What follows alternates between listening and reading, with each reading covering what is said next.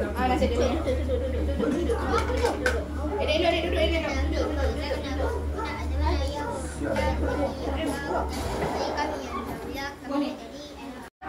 Adik kau sayang kakak air. Kenapa tak ambil gelas besar tu? Cetong nasi ke? ya? Tak cukup? Tak cukup air. Ambil dalam cetong. Buat dalam cetong. Tak. Pada-pada lah tambah air. Kakak bangun lah.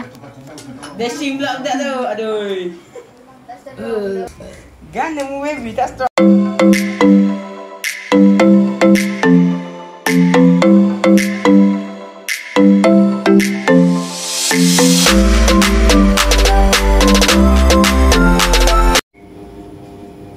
Hai, Assalamualaikum, selamat sejahtera, selamat pagi.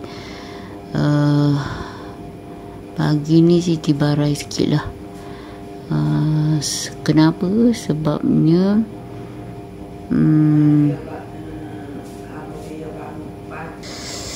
oleh kerana mak saudara belah cik suami datang. 3 hari dia datang sini.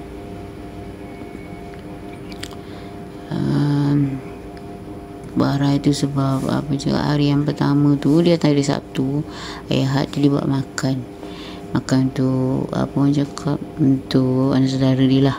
Jadi bila keluarga belah pancing datang ke rumah sini agak sempit, jadi biasalah budak berlari benda semua ada kan, jadi jenis cerit sikit lah macam tu lah.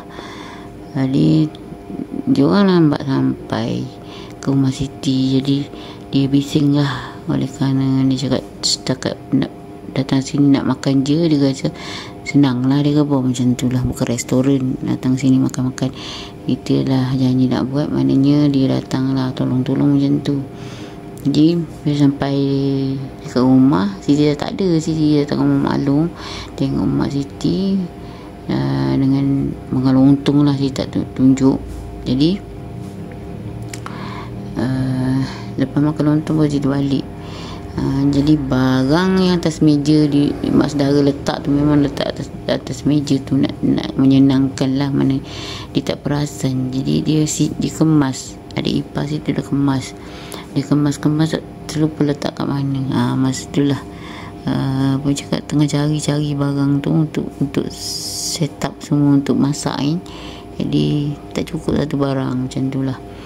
Bising sikit lah, sebab mak saudara belah cik suami yang ni dia mulut dia memang tak berhenti, dia bising. Kita jadi stres sikit lah.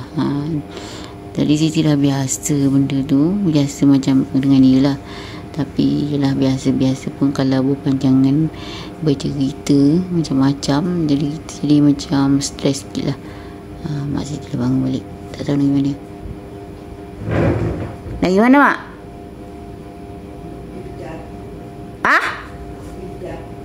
Mak ada apa?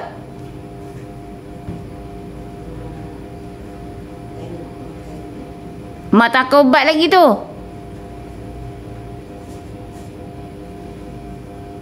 Nak tengok makanan. Sekejap.